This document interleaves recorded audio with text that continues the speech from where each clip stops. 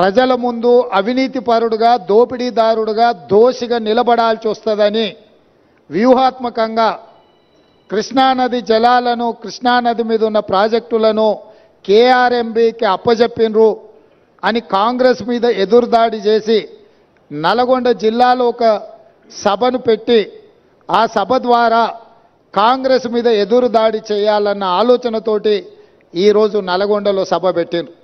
ఇవాళ నల్గొండ సభలో వారు ఎంత శుద్ధపూసలాక మాట్లాడుతుండే అంటే ఇక సత్యహరిశ్చంద్రుడే ఇంకో అవతారం ఎత్తి చంద్రశేఖరరావు రూపంలో జన్మెత్తిండు. ఈ సత్యహరిశ్చంద్రుడి శీలాన్ని మీరు శంకిస్తారా? చావు నోట్లో తలబెట్టి నేను తెలంగాణ సాధించిన అని మళ్ళీ 1 కోటి 1వ అబద్ధం చెప్పిండు. ఇప్పటి వరకు 1 కోటి సార్లు చెప్పిండు అబద్ధం, సావు నోట్లో తలబెట్టి తెలంగాణ తెచ్చినా అని. ఎన్నిసార్లు బిచ్చమెత్తుకుంటావా సావు నోట్లో తలబెట్టినా అని? 2 సార్లు ముఖ్యమంత్రి పదవి ఇచ్చారు. 10 సంవత్సరాలు ఈ రాష్ట్రాన్ని పట్టి పీడించినావు, దోసుకున్నావు. ఇంకా కూడా సావు నోట్ల తలకాయ పెట్టినా సావు నోట్ల తలకాయ పెట్టినా అని మాటలు చెప్తున్నావు. సావు నోట్ల తలకాయ పెట్టిన చంద్రశేఖరరావు శాసనసభలో నీ అవినీతి మీద చర్చ పెడితే నువ్వు నిజంగా సత్యహరిశ్చంద్రునివే, సత్యహరిశ్చంద్రునికి మరో జన్మని ఎత్తినోనివి అయితే అక్కడ వచ్చి కూర్చొని మాట్లాడేది ఉండే. మేమేమడిగినాము? అయ్యా కృష్ణానది జలాల మీద శాసనసభలో ఏకగ్రీవ తీర్మానం చేసి కేంద్ర ప్రభుత్వం ప్రాజెక్టుల స్వాధీనానికి చేస్తున్న ప్రయత్నాన్ని అందరము తీర్మానం పాస్ చేసి కేంద్ర ప్రభుత్వ విధానాలను వ్యతిరేకిద్దాం రమ్మని మేము అడిగినాం. మీరు రాలేదు. కేంద్ర ప్రభుత్వానికి కాంగ్రెసే అప్పజెప్పిందని అబద్ధాలు నువ్వు చెప్తే వాస్తవాలను డిసెంబర్ 1, 2023 నాడు మీరు ముఖ్యమంత్రిగా మీ కార్యదర్శి స్మితా సబర్వాల్ గారు రాసిన లేఖను అప్పజెప్పడానికి పూర్తిగా మీరు చేసిన ప్రయత్నాన్ని ఆధారాలతో సహా శాసనసభలో ప్రభుత్వం బయటపెట్టింది. దాని తర్వాత నేనేమన్నా కాళేశ్వరం మీద ఎంతోమందికి అపోహలు ఉన్నాయి, అనుమానాలు ఉన్నాయి. అక్కడికి ఎవరిని రాణిస్తలేరు, అక్కడికి ఎవరైనా వెళ్తే పోలీసులు అడ్డుకుంటున్నారని తెలంగాణ సమాజంలో ఎన్నో అనుమానాలు ఉన్నాయి.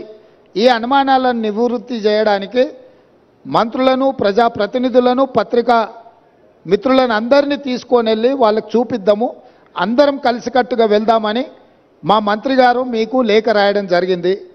లేఖతో పాటు 13 తారీఖు నాడు వెళ్దామని మేము అన్నాము. ఒకవేళ మీకు ఏవైనా ఇతరత్ర కార్యక్రమాలు ఉంటే మీరు తారీఖు మార్చమన్నా మారుస్తామని చెప్పి శాసనసభలోనే స్వయంగా నేనే మీకు చెప్పడం జరిగింది. ఒకవేళ బీఆర్ఎస్ నాయకులకు 13 తారీఖు నాడు ఇతర కార్యక్రమాలు ఉంటే మీరు నిర్ణయించిన తారీఖు నాడు అఖిలపక్షం అందరము అక్కడికి వెళ్దాము, పత్రికల వాళ్ళని తీసుకెళ్దాము, అక్కడ జరుగుతున్న పరిణామాలు, నిర్మాణంలో లోపాలను, దాని మీద తీసుకోవాల్సిన చర్యల్ని ప్రజల సమక్షంలోనే ప్రజా కోర్టులోనే చర్చించుకుందామని రమ్మని చెప్పినాము. మీరు రాలేదు. రాకపోను శాసనసభలో చర్చకు కూడా మీరు రాలేదు. శాసనసభలో జరిగిన చర్చలో మీరు పాల్గొనలేదు. శాసనసభకే మీరు రావడానికి కాలు విరిగిందనే ఒక నెపాన్ని అడ్డం పెట్టుకున్నారు. కాలు ఇరిగిన చంద్రశేఖరరావు ఈరోజు నల్గొండకు పోయిండు. నేను అడుగుతున్నాయా, శాసనసభ దగ్గరుందా, నల్గొండ జిల్లా దగ్గరుందా? నల్గొండకి వెళ్ళి బహిరంగ సభలో సానుభూతి పొందాలనే ప్రయత్నం చేస్తున్నాడు చంద్రశేఖరరావు. సానుభూతి పొందడానికి మీరు దవాఖానలు ఉన్నప్పుడు మేమందరం వచ్చినాం, సానుభూతి చూపించినాం. సానుభూతి చూపించాల్సిన సందర్భంలో ప్రజలు కానీ ప్రతిపక్షాలు కానీ మేమందరం సానుభూతి చూపించినాం. ఈరోజు కేవలం కాళేశ్వరం అవినీతి మీద చర్చ జరగకుండా, కాళేశ్వరంలో మీ దోపిడీని ప్రజల దృష్టిలో పడకుండా ఉండడానికే ఈరోజు మీరు నల్గొండ ప్రజా అక్కడ ఏదో పెద్ద సభ పెట్టినా అని మీరు మాట్లాడుతున్నారు. ప్రజలకి ఈ మాత్రము అవగాహన లేదని మీరు అనుకుంటున్నారా చంద్రశేఖరరావు గారు? కాళేశ్వరం అవినీతి మీద, దోపిడీ మీద చర్చకు వచ్చిన సందర్భంలో మీరు కృష్ణానది జలాల మీద ఉన్న ప్రాజెక్టులను అన్నిటిని కూడా కేంద్రానికి అప్పజెప్పినరు అని చెప్పి నల్గొండ జిల్లాలో మీరు బహిరంగ సభ పెట్టి ఇక్కడికి రాకుండా తప్పించుకున్నారు. ఇవాళ మీరు ఏం మాట్లాడుతున్నారు? అక్కడ ఓ 4-5 పిల్లర్లు కూలినాయి, కూలితే పెద్ద తప్ప? అయ్యా నీకు ఏది తప్పు కాదు. ఎందుకనంటే తప్పులకు పాల్పడ్డదే నువ్వు. నీకు నువ్వే తప్పు జరిగిందని నీకు నువ్వే శిక్ష విధించుకునేటంత నిజాయితీపరుడు అని మన తెలంగాణ సమాజం భావిస్తుంది అనుకుంటున్నారా? మీ దోపిడీకి మేడిగడ్డ బలైపోయింది. అన్నారం సుందిల్లా సున్నమైపోయినాయి. ఈరోజు కాళేశ్వరము మీ 1,00,000 కోట్ల దోపిడీకి బలైపోయింది. అందుకే మీరు దీన్ని చాలా అల్కగా తీసుకుంటున్నారు.